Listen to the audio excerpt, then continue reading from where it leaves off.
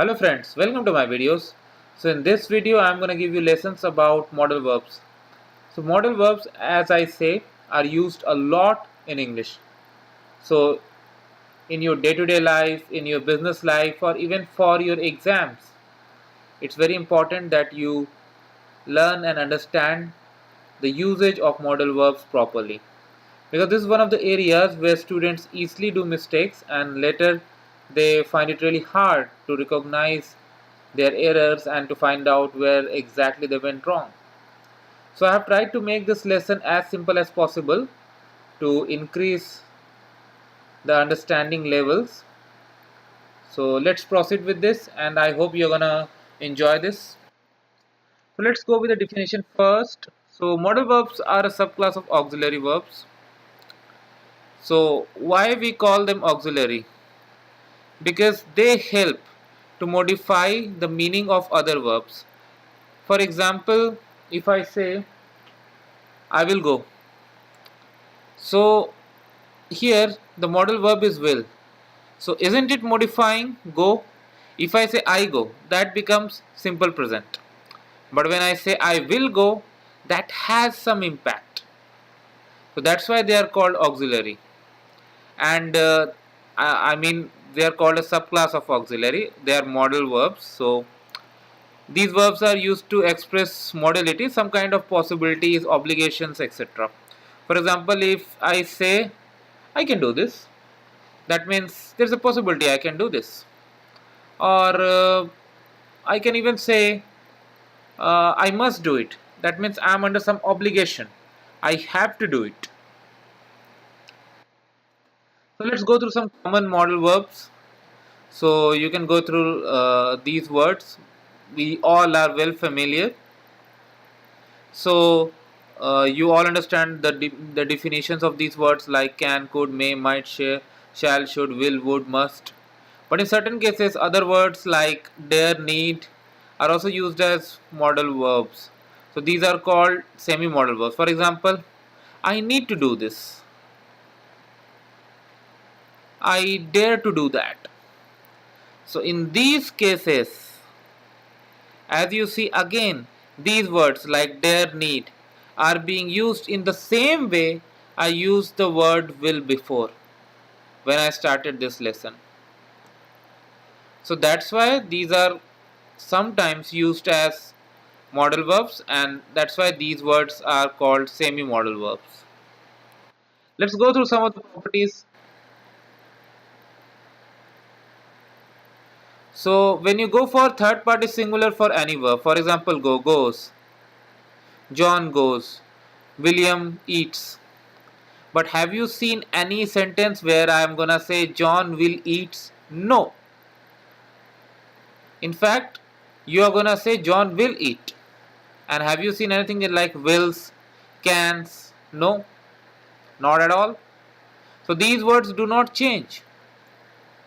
So when you express something third party singular, so in any case they are gonna retain their shape. So that's why the first property is very important.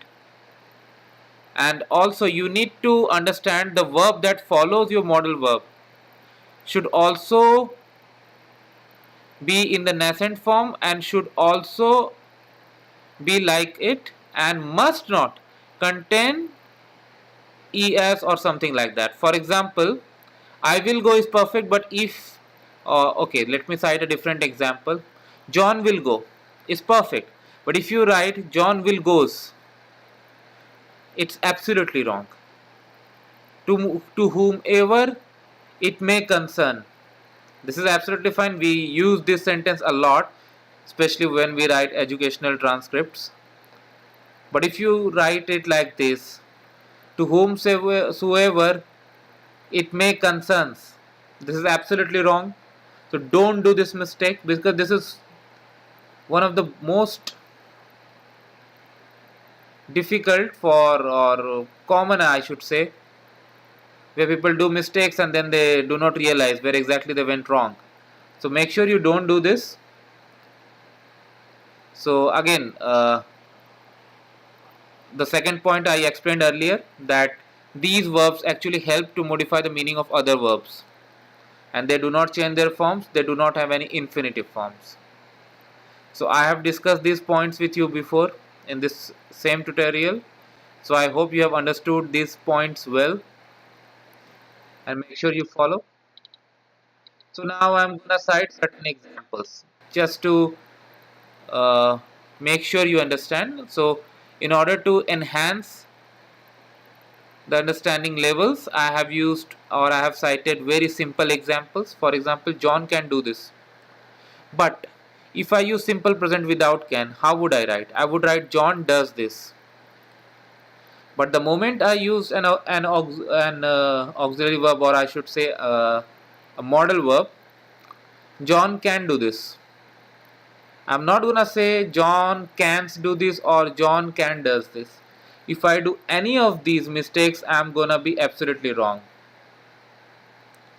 William must complete his task on time. I I can say William completes his task on time, but the moment I used must, I should not use es. So these cases are third party singular, but still we have not attached es or as we could have done in other cases. We can do this.